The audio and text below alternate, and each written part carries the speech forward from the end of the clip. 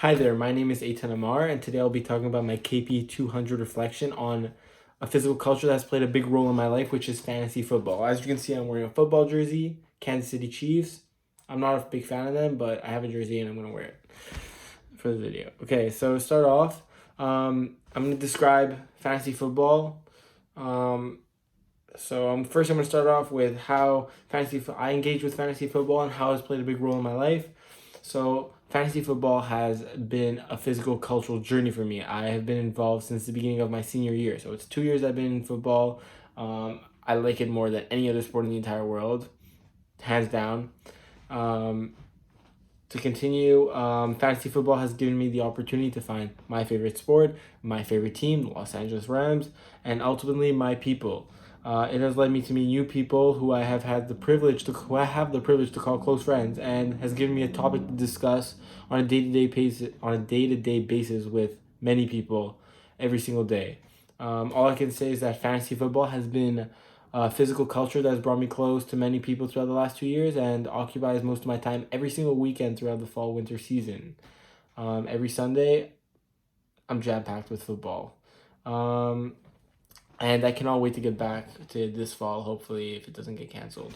Now, to describe fantasy football is when a group of 8, 10, or 12 people, mostly your friends, you want to have it with your friends, not with random people, decide to create a league where they draft their favorite players and get matched up in pairs to compete every weekend against each other, in which their players get points based on what they do in real life NFL games. So in some cases, people may add money to the competition to make it more intense. And throughout the week, people get to discuss, debate, trade, and trash talk on who has the better player, who owns the better team, and So people who decide to play fantasy football really need to be strategic and really follow football to understand which teams and players have better predictions on winning and have good games on the football field. So that's a little description of it. Now, understanding fantasy football as an actual physical culture, fantasy football can be described as a great physical cultural activity.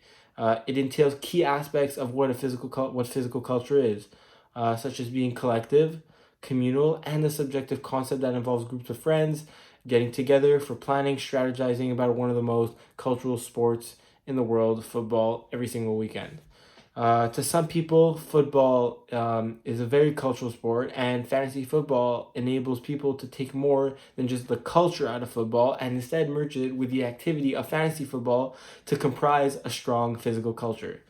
Now, to get back on how I said it's collective, it's communal. By collective, I mean we can only have a fantasy football league if we act as a group on it. If there's only two people, one person, you can't have a fantasy football league.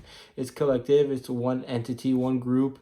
They're motivated and they're focusing on one common goal: winning fantasy football. Communal. We're shared. All members of a community. We're here for one common use: win fantasy football. Uh, it's communal. It's collective. It's a very subjective concept. It's football. People have their own opinions on anything around football. So yeah.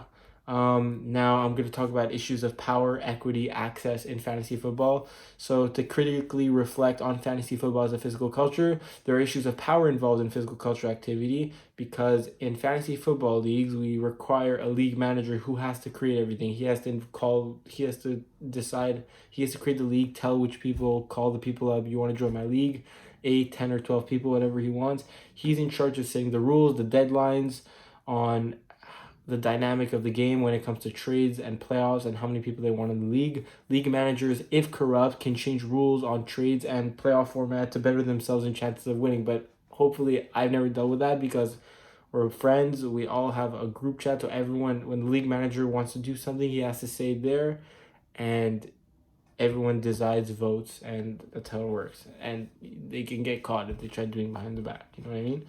So when it comes to equity or the quality of being fair, um, it comes to play when we have group chats. The group chats are formed so everyone has a say, nothing is mishandled. That's how it works.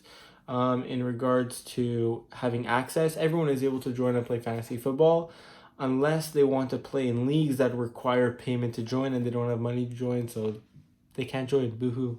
Um, Fantasy football in relation with the human condition. Now we're gonna get onto that, focus onto that, try to make it as clear as possible. So, in regards to the human condition, every individual has their own deeply personal human condition, and that human condition is part of a larger social configuration. That's what we did in the class. So, looking back at the three concepts that help build our understanding of the human condition, which is power, habitus, and interdependence, we ultimately see that fantasy football as a physical culture achieves all three concepts in physical culture shaped by the human condition. When we think of interdependence, how things that we do may affect how things other people do, and vice versa. It's part of human life. That's how we think of it. So, in regards to fantasy football is an organized physical culture. Someone has to create the league, so people have to be invited. Ultimately, think about physical culture activity itself and how people have to decide, plan, and strategize ways of winning, ultimately affecting others and the way they are going to plan and strategize ways of winning. So everything affects other. When you do a trade, it affects the whole thing. When you pick up a player, then that player can't pick it up, so he has to pick up another player. So it just changes everything. In regards to power, which is always at play, as I mentioned before, the league manager, in regards to fantasy football, has the opportunity to twist things in their favor, and that's why organizing groups where we can all discuss and vote on what is fair and what is not.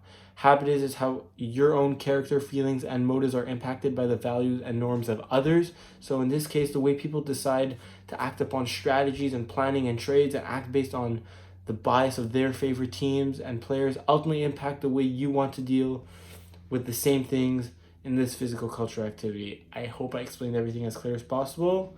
I'm 47 seconds over. Hopefully, it's fine. Have a good day and stay safe.